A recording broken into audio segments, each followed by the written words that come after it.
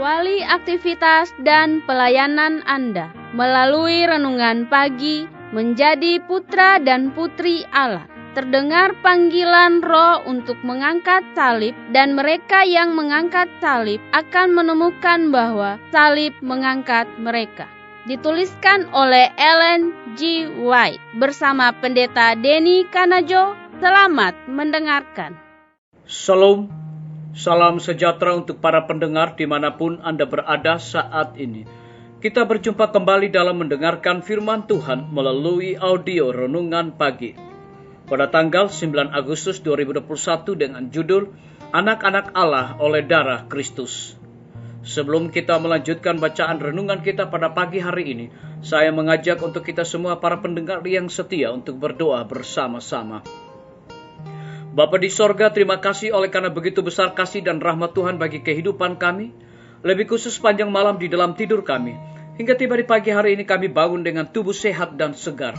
Sebelum kami melakukan segala tugas, aktivitas, pelayanan, pekerjaan kami sepanjang hari ini, kami rindu untuk mendengarkan dan belajar tentang kebenaran firman Tuhan. Curahkanlah kuasa Roh Kudus-Mu kepada kami, agar kami dapat mengerti dan mempraktekkan di dalam kehidupan kami. Terima kasih Tuhan Yesus, ampuni kami Bapa, karena kami sudah berdoa hanya di dalam nama Tuhan dan Juru Selamat kami. Amin. Ayat inti kita terambil di dalam buku Ibrani 10 ayat yang ke-19 dan 20. Demikian firman Tuhan. Jadi, saudara-saudara, oleh darah Yesus, kita sekarang penuh keberanian dapat masuk ke dalam tempat kudus, karena Ia telah membuka jalan yang baru dan yang hidup bagi kita melalui tabir, yaitu dirinya sendiri. Mari kita ikuti penjelasannya. Kristus dipakukan di kayu salib antara jam ketiga dan keenam, yaitu antara jam 9 dan 12. Di sore hari Ia mati. Ini adalah jam untuk korban sore hari. Kemudian tabir bait suci yang menyembunyikan kemuliaan Allah dari pandangan jemaat Israel terbelah dua dari atas ke bawah. Melalui Kristus, kemuliaan tersembunyi dari tempat yang maha suci harus dinyatakan. Dia telah menderita kematian bagi setiap orang, dan dengan persembahan ini anak-anak manusia harus menjadi anak-anak Allah. Dengan wajah terbuka melihat kemuliaan Tuhan seperti dalam sebuah cermin. Orang-orang percaya dalam Kristus harus diubah menjadi serupa dengan gambar itu, dari kemuliaan kepada kemuliaan.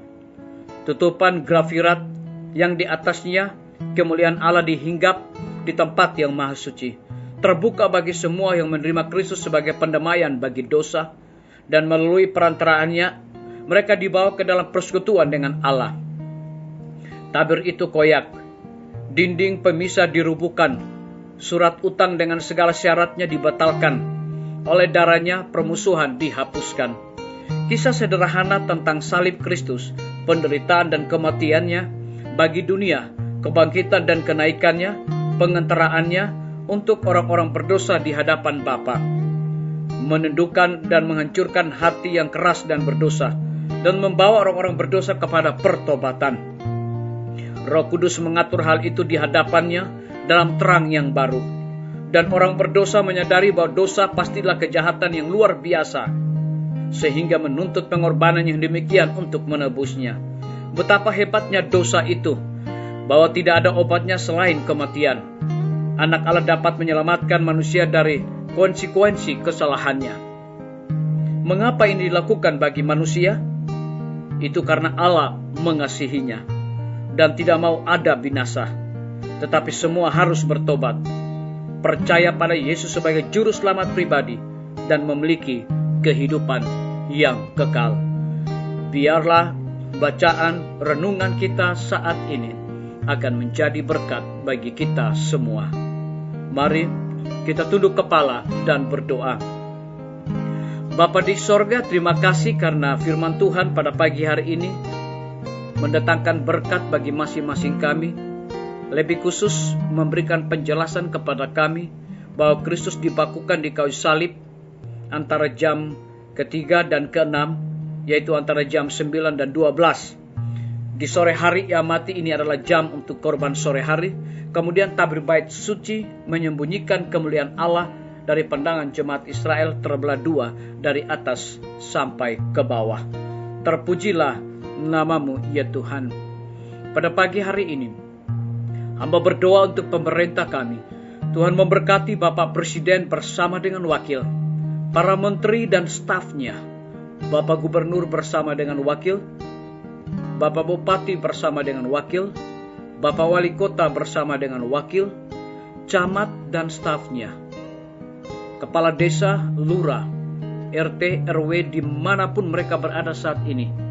Mereka sangat membutuhkan hikmat pengetahuan sorga untuk mengatur dan menjalankan pemerintahan di tengah-tengah pandemi ini, boleh sesuai dengan amanat dan kepercayaan Tuhan kepada mereka. Kami juga teringat Tuhan memberkati seluruh anggota DPR, kabupaten, kota, bahkan provinsi dan juga RI.